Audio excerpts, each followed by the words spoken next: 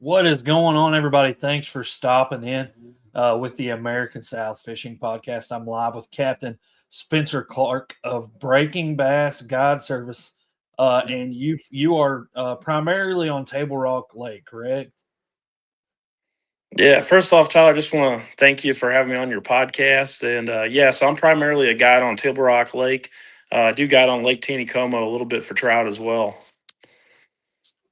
Cool, man. Well, yeah, absolutely. I'm glad that you wanted to come on and hang out with us for a little bit. I enjoy talking about fishing, and I'm sure as much as you get to spend on the water, you enjoy it too. So, obviously, like we said, you're a guide up at Table Rock, which is one of the premier reservoirs I feel like in this area for sure. So, man, if you could just take us through kind of your fishing journey up to this point, and kind of tell me what you've done tournament wise, and then lead into obviously what you do now guiding. So, been fishing from a very, very early age. Grew up playing, like a lot of sports, like a lot of people do that are, competitive and like to fish. Played everything from like baseball to hockey growing up. Um, Pretty much was raised a lot in part by my grandfather and my mom, she was an only child, and I ended up being the son that my grandpa had never had when I was growing up. So he got me involved in sports at an early age. And then my grandfather, he was actually a really good golfer for a really long time. And I was introduced to fishing. We were actually out at a golf course, and he just happened to be meeting like a group of guys he used to play golf with on one of the holes out at Forest Park there in St. Louis. And there was a couple guys catfishing like on that hole, and they had a whole bucket of catfish. And I don't know, I must have probably been, 4 or 5 years old or something at the time. But I remember seeing like, this bucket of fish and these guys catching catfish, out at the lake out there at Forest Park in St. Louis. And from that day forward, I always wanted to be a fisherman, wanted to fish. Nobody in my family ever fished before. I grew up, kid up in St. Louis. Grew up in the city. Um, so after that experience, seeing these guys catfish, I was just a little kid running around the house, wanting to go fishing. Like I said, my parents are always working, so my grandparents were the ones that were raising me. So my grandma, she took a piece of string and a clothespin. So here you go, you got to go fish with this. But she grew up like in the Great Depression, so that's how they used to do things back in the day. Just kind of improvise. But from that day forward, I was running around the house wanting to go fishing. And then what ended up happening was that summer, my mother, she got laid off of work, and just so happened I was just starting, to want to fish. So she got me a little combo from what used to be called Service Merchandise back in the day. So we would go fishing at the local park, every day when we were kids growing up. And just so happened the first time we went to the park to go fishing, there was an older gentleman there who used to be a writer for Field and Stream magazine. And, when I was growing up, we didn't know anything about how to rig up the pole or anything because, it was my mom taking me fishing for the first time. So he got, the rod rigged up, put the line through the guides, put me on a bobber, and we were using like hot dogs for bait.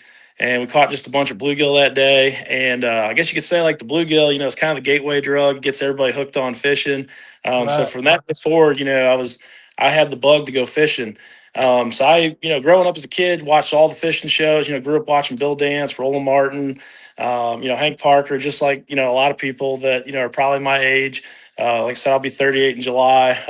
So I got to witness a lot of those old school fishermen that were on TV.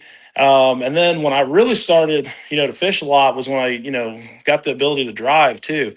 Like got in high school, worked my butt off, got a car. Started working at Cabela's up in St. Louis, and then there was a kid that was working there that was a little bit older than me. He'd been driving a little bit longer, and he had a little 15-foot bass tracker, and he was already fishing like some of the BFLs, some of the different tournaments like in the area, and so we started fishing some tournaments together. And we just go and fish out this little 15-foot tracker, and grow up in St. Louis. We get out on the river, fish the Mississippi River. We'd go over to Illinois, fished a lot of the lakes that had, horsepower restrictions. And we just kind of demonized that whole area over there, just, fishing tournaments, winning money on these smaller lakes. And then when I got to college, I went to school to get a biology degree. I graduated from Truman State University in Kirksville, Missouri. The freshman year, I was the one pulling the bass boat like up to school. And so, I was kind of like non-typical at that time. It's almost like fishing's come full circle to where, kind of like when I was fishing in college, like not, people like to fish, but it wasn't, as mainstream as it is now. Well, then I think it was like I want to say it was like our freshman year. Went to a fraternity party. Met a kid at a fraternity party. Said, "Oh yeah, we got a guy in our fraternity that fishes a lot of tournaments too with his dad down at Lake of the Ozarks." So then I got to meet my college fishing partner, Mike McCarthy. So we ended up for the next 3 years fishing the college circuits and just doing really well. His dad had a beautiful Ranger bass boat that he must have been crazy because he let us take it like all over the Midwest and go fishing with it. And like looking back, it's like, man, it was awful nice of him, and he was just a really trusting guy, but he knew that his kid would take good care of it. But we ended up starting the first ever bass club at Truman State University, and we actually started the first college fishing teams really in Missouri at that time. There's a couple kids, that were going to different schools in the area. There's like Scott Dooley at Mizzou. He started a fishing club there, and then Drew Sanford, he started a bass club at Drury State University. And like Drury's now one of the top bass fishing colleges in the country. But literally, like when we started, like nobody was fishing. We had the first college teams in the state. So the first couple tournaments, we had like maybe 10 boats show up, and it was just kind of like a pissing match on who was going to win that day. Just kids, taking daddy's boat, or if you had your own boat. But I mean, it was really basic compared to what it's grown into now. But college fishing happened. I think it was our sophomore year. The National Guard was a huge sponsor, and they used to do the college tournaments to where on the third day of what's called the Toyota Series right now, they would get the guys that didn't make the final day cut to stick around to be boaters and take us fishing on that third day. And then we'd compete. There's like 50 schools that were signed up for this by the time we were sophomores, because everything was getting going. And we ended up getting second in the regional championship, winning 25,000. And then there were several qualifiers, and we were, I think, in the top five, 4 out of the 5 tournaments. And we got to fish 2 national championships. We finished ninth. The one year that we finished, it was either ninth or 10th. I can't remember. Also in that top 10 was Jordan Lee, Shea Baker, some of these, anglers you probably heard about. Jordan Lee, I think he's won the Classic twice. Yeah. And Justin Lucas, who's big time pro now, is actually the MC of college fishing. He was working his way up through the ranks, but just an awesome time to be involved in fishing back then. Well, then ended up graduated from college, moved to Lake of the Ozarks, spent a couple of years down there, working all kinds of crazy jobs, so I could fish. Fished about 5 or 6 days a week when I was living on Lake of the Ozarks, and kind of did that for like 2 years. Won a few local tournaments. Really, really learned a lot during that time on like how to fish and everything. Ended up moving back to St. Louis after found out it was a lot harder to go pro in fishing than I thought. I realized that I'd have to have a steady stream of income, get something a little bit more substantial to really fund my dreams of going pro in fishing. So actually, I moved back to St. Louis, fished tournaments over the next 12 years. Had just kind of basic boat, to be honest with you. I mean, it was just a grinder like the whole time. Like I said, didn't grow up in a fishing family, just kind of had to learn on my own. Spent like 4 years fishing as a co-angler in the BFLs.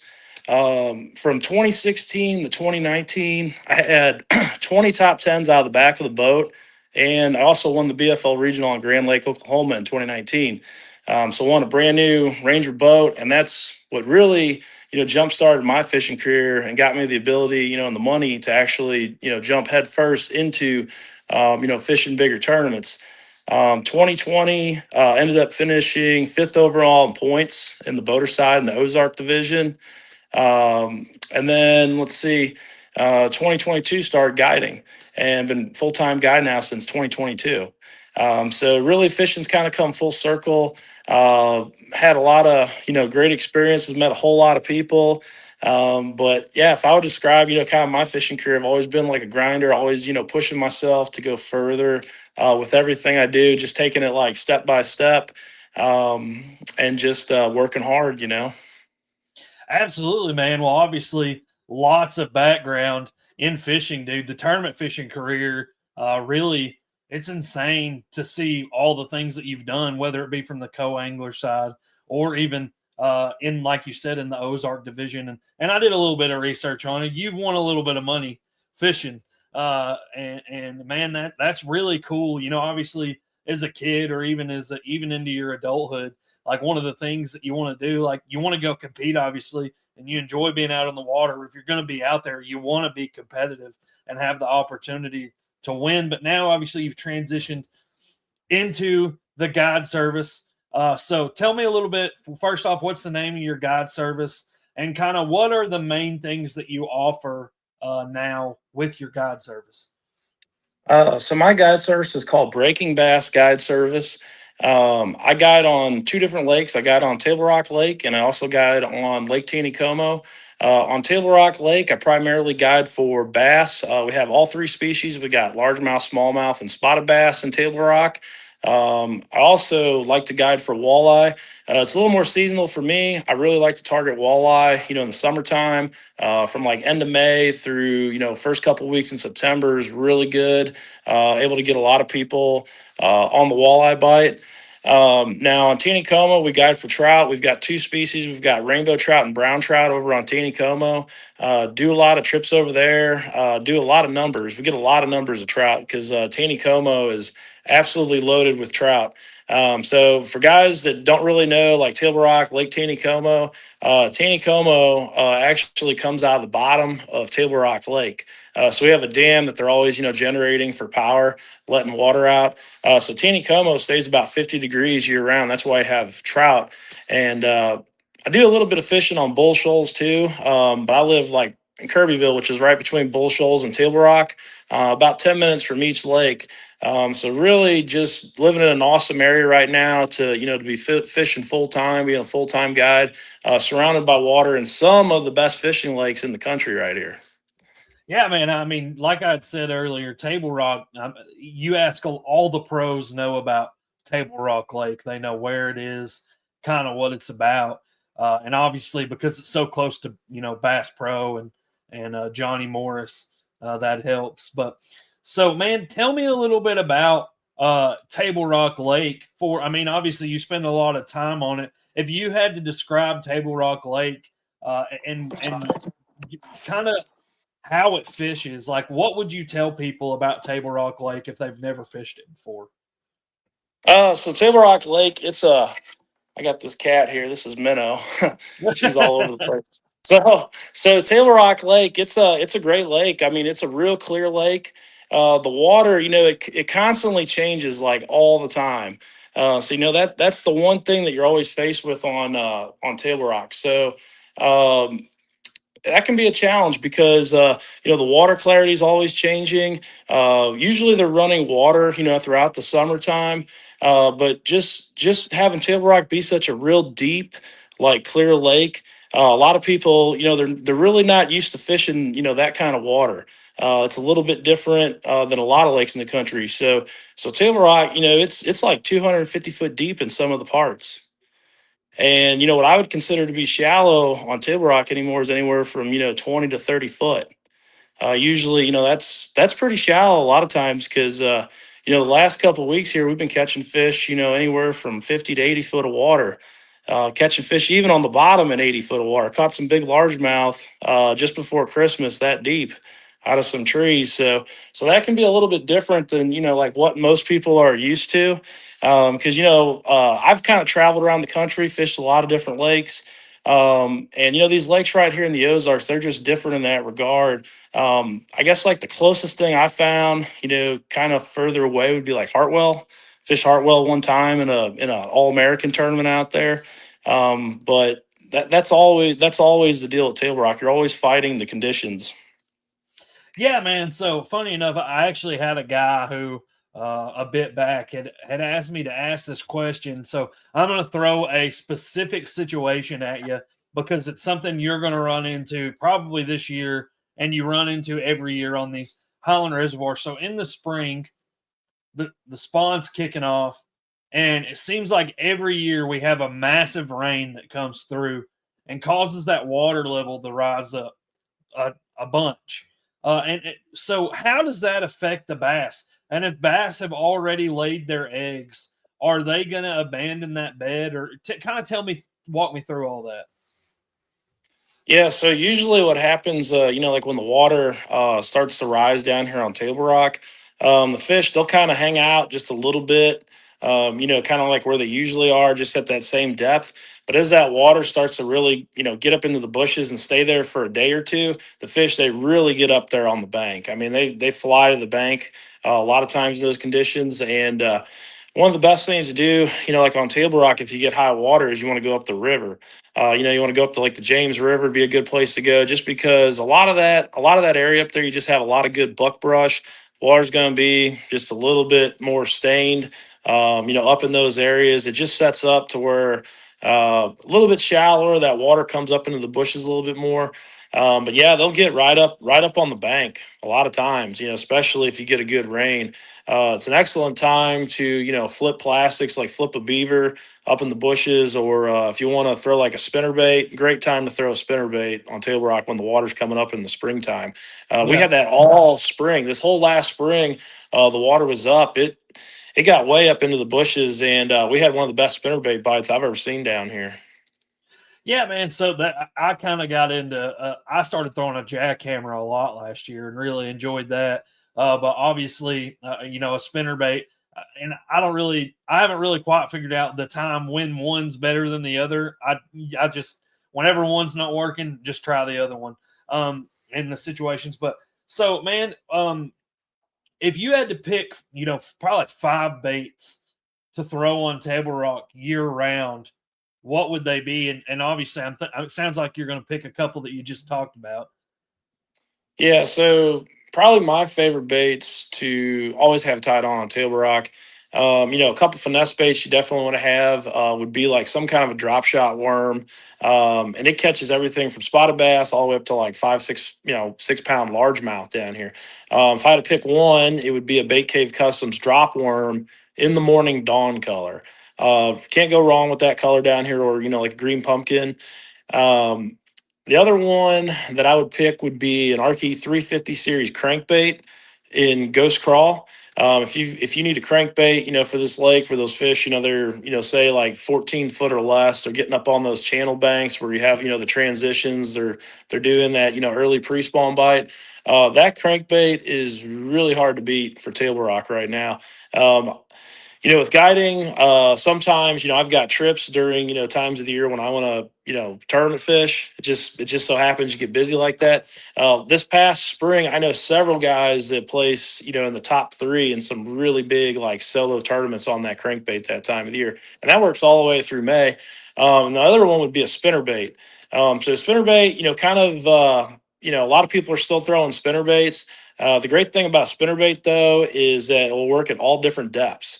So I'll throw it, up on the bank, throw it out deep. Fish down here at Tail Rock really like hitting the spinner bait. They really do. So that would be my third one. My fourth one would be a jig. Can't go wrong with throwing a jig. I like to throw a 3/4 ounce Archie Pro Model jig, green pumpkin, or black and blue. That jig, you can fish it all the way out to like 50 foot of water. So when the fish get off the points, in the summertime, late fall, just a great bait. And then I'd have to go with some kind of a smaller minnow, like just a little 2.8, Kitech or something like that for scoping. Some kind of a scope and minnow. With live scope, that's become like a real big thing here at Table Rock. The fish are always deep down here. Even if the fish are spawning, there's still fish that are going to be out in that 25 to 35 foot zone where you can go catch them on a minnow. But those would be my baits. Well, sweet man, yeah, dude. obviously highland reservoirs are so much fun because of what you just talked about. You can always find fish really really deep. That's a lot of great info for everybody that's watching too, man, because I feel like a lot of the things you just talked about are things that you can do in all the lakes in our area, whether it's North Fork, Bull Shoals, which is the area that I live in, but can probably also transfer to any other highland reservoir in the country. So man, um, part of fishing is adjusting to the conditions. So sometimes when you're fishing, you don't obviously get the exact conditions that you want. You just have to adjust. What are some ways that when fishing is tough that you can adjust on Table Rock to help your clients catch more fish? I think, depending on the time of the year, like, say if it was like a summertime bite, the fish table rock, they really relate to channels. Fish, they're always, relating to channel swings, channel swing points. The fish really like, points of table rock. Seems like, there isn't a time of the year where fishing points is not a bad way to go about it. There's a lot of different ways to catch fish on table rock, but I would say, one of the most consistent things is points. So if something wasn't working, like I was on some pattern and I had to fall back on something, that's the first place that I would start. Is I'd start running channel swing points, and I would start fishing ones that are say like off bluff ends. Then I'd go to one that was off of like a gravel, like a pea gravel point where the channel came real close. And usually you're going to find fish, in both areas. And that's pretty much like all the Ozark lakes, especially if they're generating water. And the good thing about a point is you have deep water all around it. Those fish, you can kind of get the depth. For what those fish are really wanting to relate to. If they're going to be 20 foot deep, you pull up to the point, you see fish on a point in 20 foot. Chances are, if you go to a couple other points, that's where they're going to be too. Just because it'll really give you a good idea of like what depth those fish are using. But that's something I always fall back on. If the bite gets tough. Now, another thing you might fall back on too is, fishing certain docks. Fishing docks on deep water is always good at Table Rock. A lot of people, they go to fish boat docks. You really want to fish the docks that, have 80 to 100 foot of water around them. Because what happens there is, those fish, they really relate to those deeper docks. It's like the only thing that they've got, if they want to use those. So that's always a great pattern to fall back on too here. Yeah, man. So that's something. Um, when you're fishing docks on a lake like Table Rock, man, and that's something that I'm trying to learn too. And my philosophy always on this, and try not to say this every episode, but I feel like I end up doing it. If I'm learning something, somebody else has got to be learning something. So how do you pick apart a dock, man? I mean, what would you say your process for picking apart a dock is? So like what I really like to do, on Table Rock, which is a little bit different than, some of the other lakes, like say Lake of the Ozarks. I mean, you still get it going on up there. What I like to do is I'll put my side imaging on, and I'll really go into an area, and I already know that, the fish are, usually going to be using those docks that are in that real deep water. And so I'll just go up there and I'll just start side scanning, those docks. And when I start seeing fish up under them, those are the ones I'm going to fish. But usually, the docks that the fish really like to relate to, those real deep ones. If you get docks that have a lot of that green, like algae growing up around them, they've been there for a while. That really brings the bait fish in. The biggest key too that I could tell you about docks is a lot of times it ain't really so much about the dock; it's about the bait fish relating to the dock. So you get a dock, it just happens to have a lot of bluegill that like to hang out there. Or, you get a set of docks down here at Table Rock where the shad are always hanging around the cables. Catch a lot of fish off the cables on the dock too, because a lot of people make the mistake, they want to fish the dock, but a lot of times where the fish are is they're actually suspended out on those cables coming down, to the bottom. There'll be like a big old cinder block down there, a big old weight, holding that dock in place. A lot of times those fish will relate to that cable just like like a limb hanging off the bank or something like that. So that's kind of like my advice for fishing docks. And shade is always your friend too. Always look for shaded docks.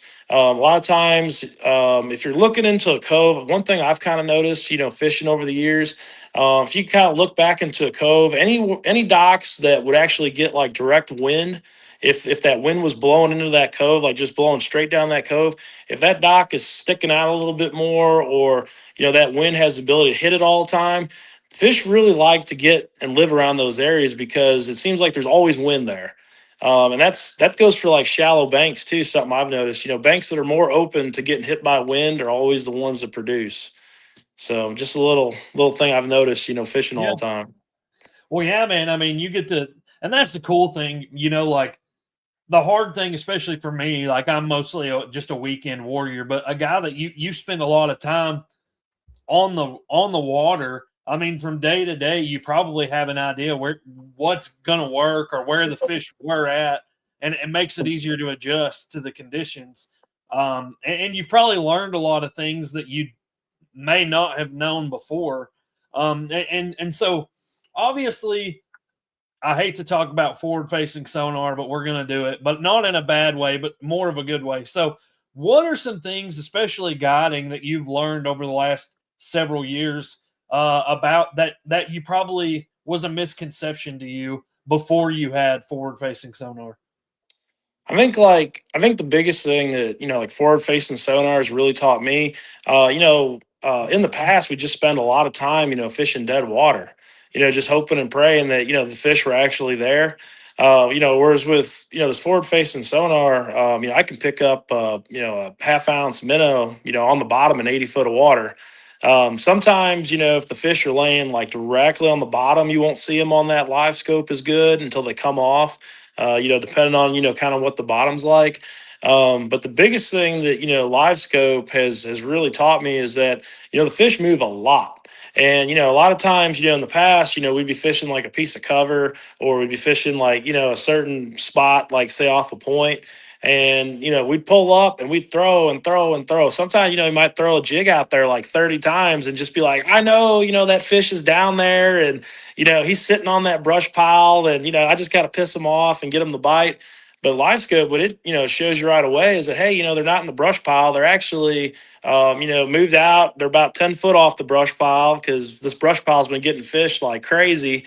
And so the fish, you really get on them a lot quicker. I feel like with live scope, you still got to kind of know. You really got to know like where they're living. You got to understand like, okay, they use these areas, a lot. I mean, that really helps. But what live scope allows you to do is just adjust on the fly like so much quicker, because you can see them. I mean, you just look out there like, oh, there they are. There's that big school that I caught over here yesterday. They're over here now. So, but you kind of got to be in that area to know, that you got to move over a little bit. So. Yeah, so that man, you always hear this term when you people talk about fishing a lake. They'll say that, oh, this is more of a spot lake, not a pattern lake. Do you think that is actually true? And second, and my follow up question to that is, or do you think that every lake just has areas that hold fish, and and that's where it gets the misconception of being a spot lake? So I would say that I really believe like most lakes are spot lakes. I mean, that's one thing. Like the more often you fish, you'll notice like certain tendencies. Like, okay, if you've got like A plus B plus C, that's going to be a really good spot usually, and you can duplicate that all over the lake. So that's like your pattern. But you might go to like two or three places that kind of look the same, have the same feel, have the same structure, but they're always on that spot. And if they're not there, well, then they're on like five other ones. But that's where they hang out. I mean, that's where they like to live. So being a guide, you really start to pick up on the areas they really live on a lot, and that's like a lot of my spots are just kind of like areas where they're there for long periods of time, and they just kind of move around in that area.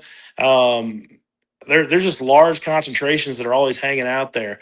Now, shallow fishing's a little bit different because that changes like a lot quicker.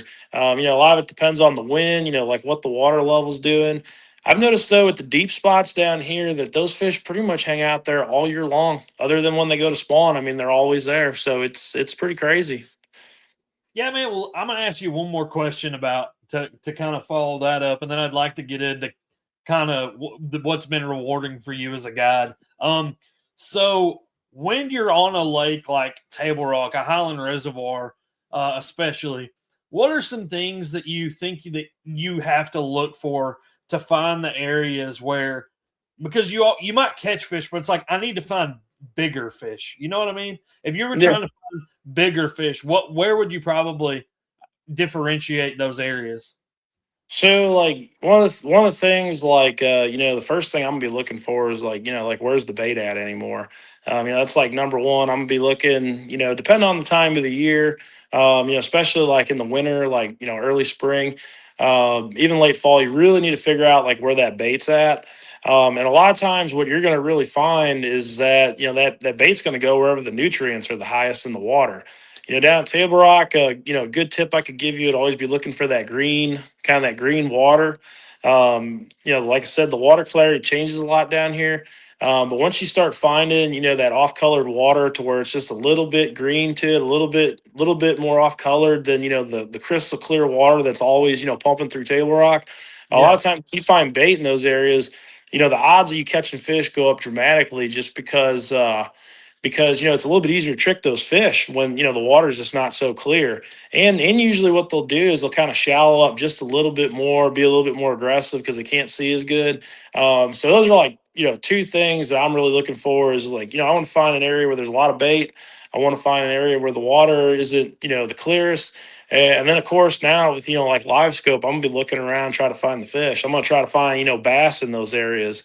Uh, but those are kind of like my starting points because the big bass, they're always going to be close to the food, no matter what.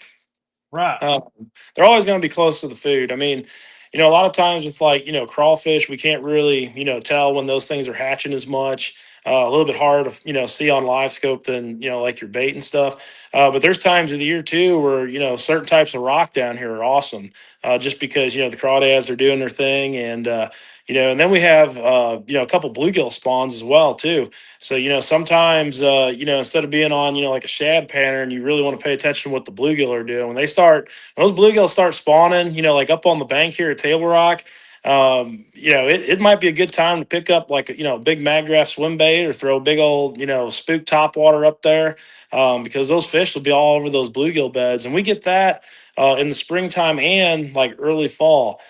Which can be a really good time to throw a crankbait too, like that Arky 350 crankbait I was telling you about, because it looks just like one of those little pumpkin seed bluegill we get down here at Table Rock all the time. So always be thinking like a fish, thinking about what they're doing to eat, because wherever that food source is, whatever the food's doing at the time, that's where those big ones are going to be.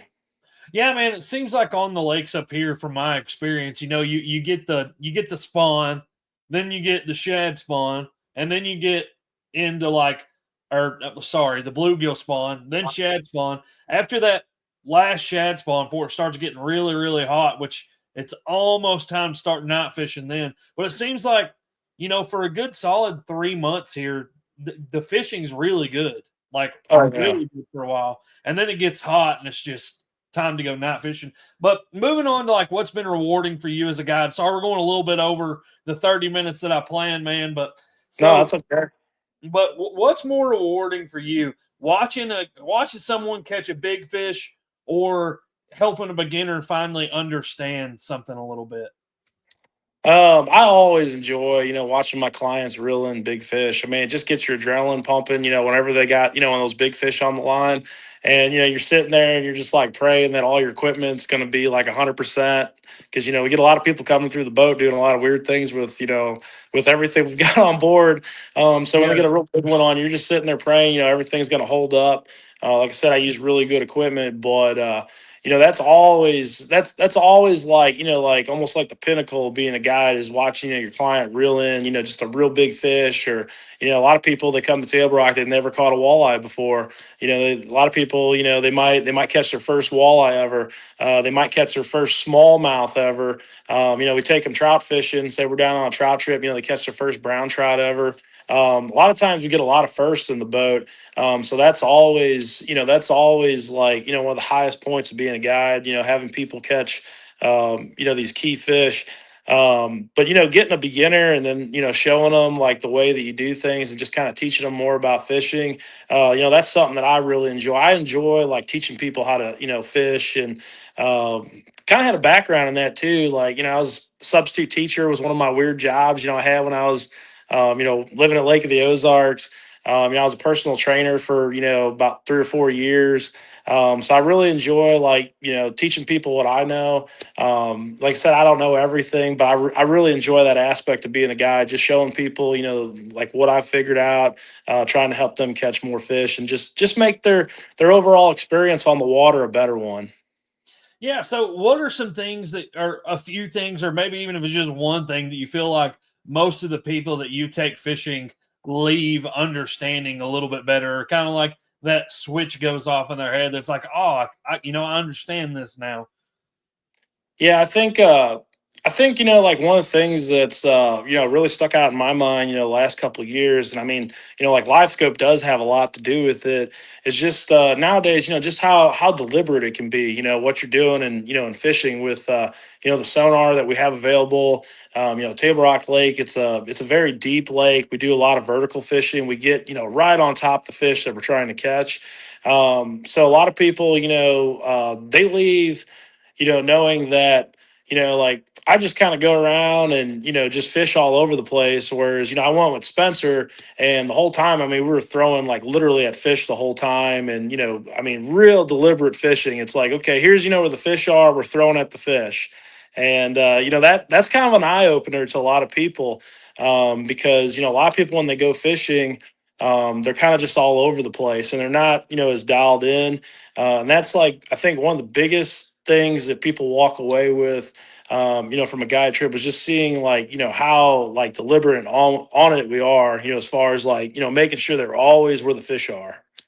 So, Well, I mean, yeah, and the thing that's similar between that and tournament fishing, in my opinion, is like you have to be deliberate because whether you're guiding where you're trying to get as many fish in the boat to keep your clients happy, or at least put them on fish, which I'm sure the guiding experience has changed a ton with a live scope because when your clients know, hey, we are throwing at fish, I'm sure that changes the whole experience. But again, to translate it in the tournament when you are being deliberate with knowing, hey, like I've got to put 5 fish in this boat, and to give myself an opportunity to put some weight in the bag so I can have an opportunity to win the tournament. You can't just be casting without knowing a lot of times if you are going to have the opportunity to catch fish. Um, so, man, well, with all the experience that you have guiding, man, can you just give us a little bit of what your guide service is, how people can book with you, and things like that? yeah, so booking a trip with me is like extremely easy these days. All you have to do is go to my website. It's breakingbassguideservice.com. It's going to have my full calendar of my availability up to date on there. I've got all the different trips that I offer. So you just go on there, you'll pick the trip that you want to do. Like, say you want to go bass fishing on Table Rock, you just click that trip. It'll pull up a calendar. You just select the date that you want to go. If it's available, you just go ahead and book it. They'll take a deposit, and then your information gets sent to me, and I'm in contact with you. And all I can say is all you got to do is get a fishing license and be ready to go catch some fish. It's really simple like that. But we do we actually provide everything on our guide service. So, like I said, the only thing that you've got to have is a valid fishing license. Supply all the tackle, everything's included. Clean your fish at the end of the day if you want to keep some. Really try to make it an awesome experience for everybody that comes out. And it doesn't matter if you're a beginner or you're a touring pro. If you book a trip with me, I'm going to try my hardest to give you the best trip that humanly possible out here on Table Rock Lake, and make sure you have a great time on the water. Absolutely, man. Well, Spencer, it's been a great time talking with you. I appreciate all the information that you put on us. I'll actually be up at Table Rock sometime this spring for a club tournament with the club that I fish out of. So we'll have to go grab dinner or something while I'm up there. But Sounds good. Sounds good. man, well, thanks for stopping in, and thank you everybody for tuning in to another episode of American South Fishing. Thanks for having me on. Yes, sir.